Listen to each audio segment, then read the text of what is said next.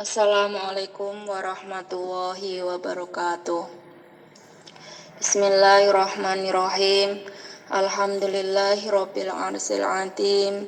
Wassalatu wassalamu ala rasulihil karim Sayyidina wa maulana Muhammadir raufir rahim wa ala alihi wa ashabil ladina badalu nufusahum wa amwalahum kholisan liwajhil karim, amma ba'd. Yang kami muliakan para alim ulama, yang terhormat Ibu Penasehat, Ibu Ketua Pimpinan Anak Cabang Muslimat Nahdlatul Ulama Pathik-Raja beserta segenap pengurusnya, yang kami cintai, kami hormati ibu-ibu muslimat sekecamatan Pathik-Raja.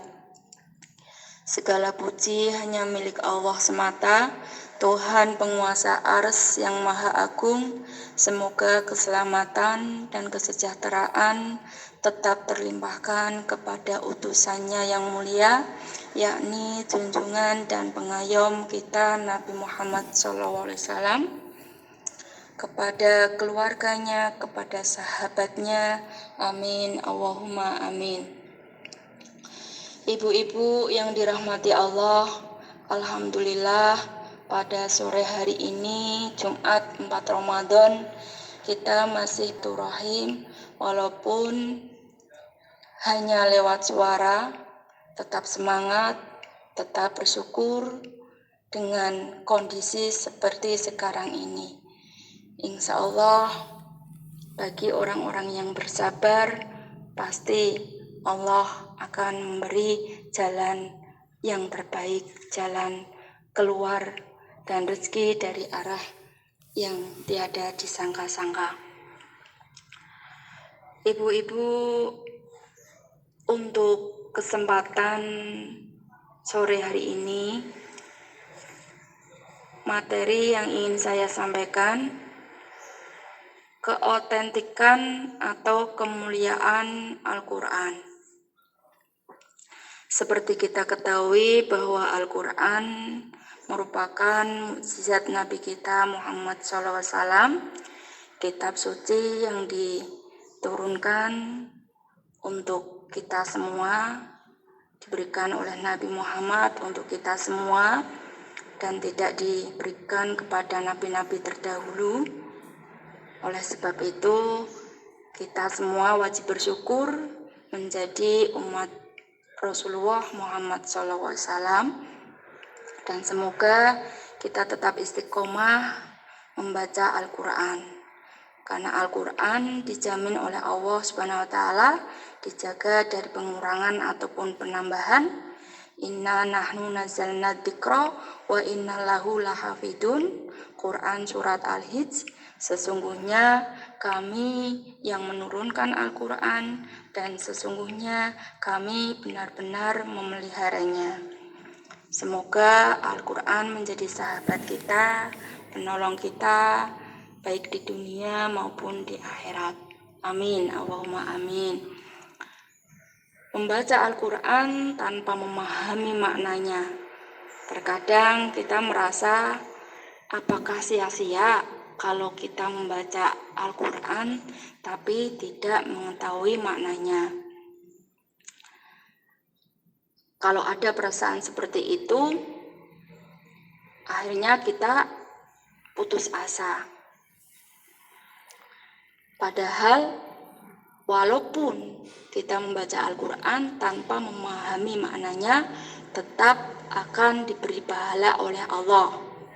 Sekalipun diakui bahwa orang yang membaca Al-Quran dengan memahami maknanya, pahalanya lebih besar bila dibandingkan dengan orang yang membaca Al-Quran dengan tidak memahami maknanya.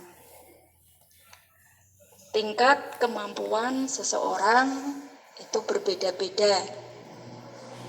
Jadi kita harus mensyukuri apa yang sudah kita bisa, tapi tetap semangat untuk belajar dan belajar, baik belajar tajwidnya ataupun belajar memaknai Al-Quran. Di dalam kitab Burdah, qorot biha ainu qoriha fakultulahu. Qorot anteng biha kelawan ayat, opo ainu qoriha kang moco ayat, fakultu moko ngucap lahu maring ingsun. Laqad dhafirat teman-teman mekole sira bihablillahi kelawan tali Allah, faktasimi moko cekelano kuat-kuat.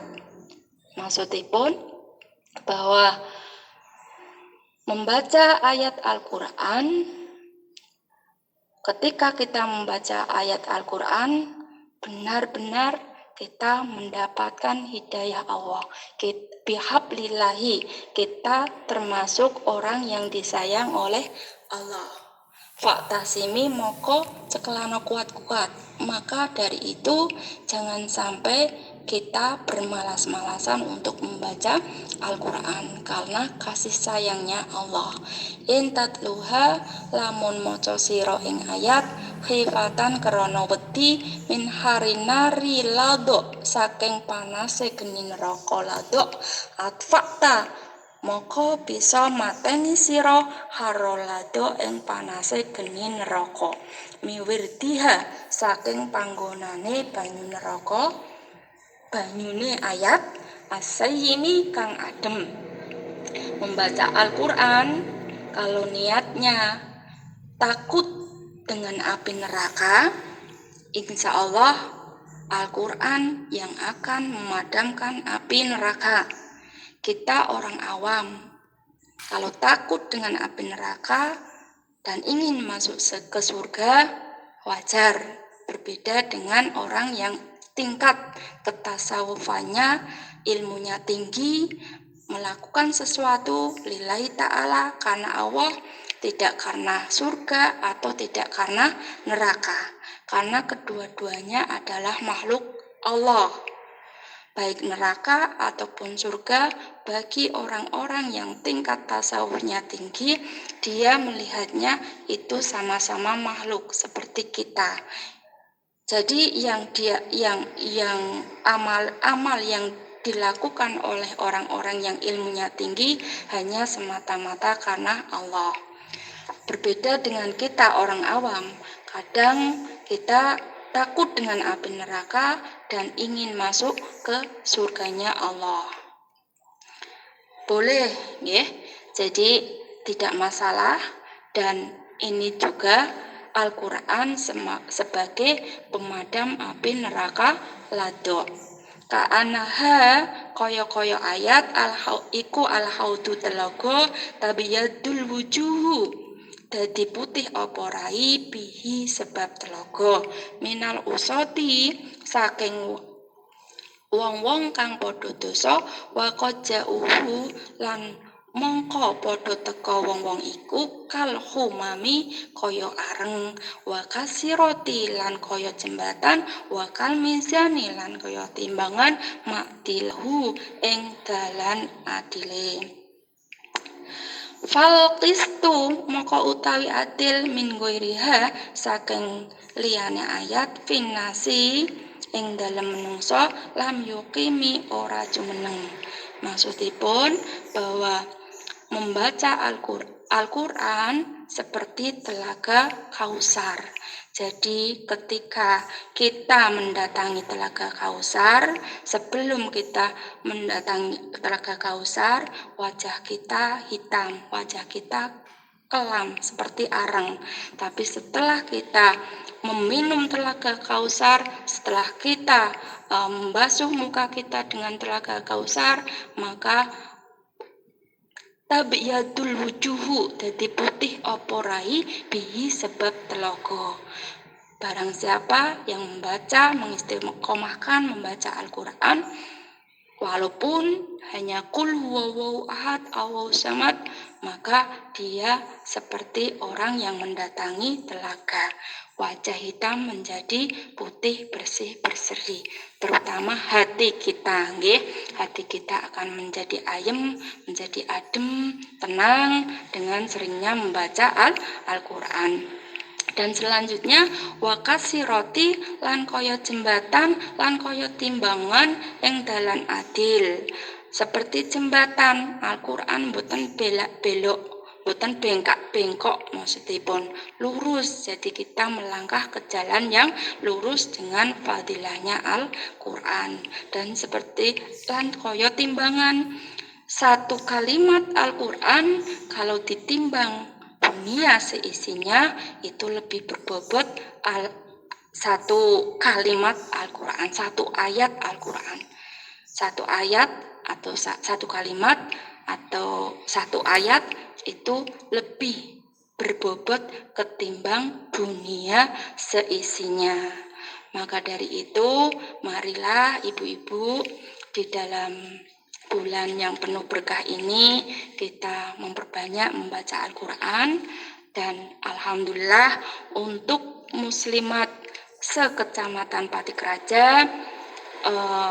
tadarusannya nggih alhamdulillah lancar, dan untuk bulan ini satu hari khatam 30 juz. Mudah-mudahan manfaat barokah untuk kita semua.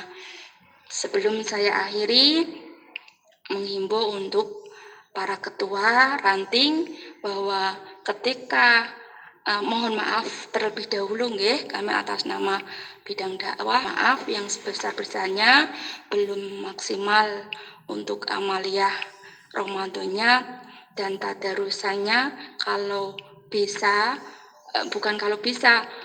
kolas atau laporan tadarusnya di atas jam 2 siang, sampai jam 4, karena jam 4 mendekati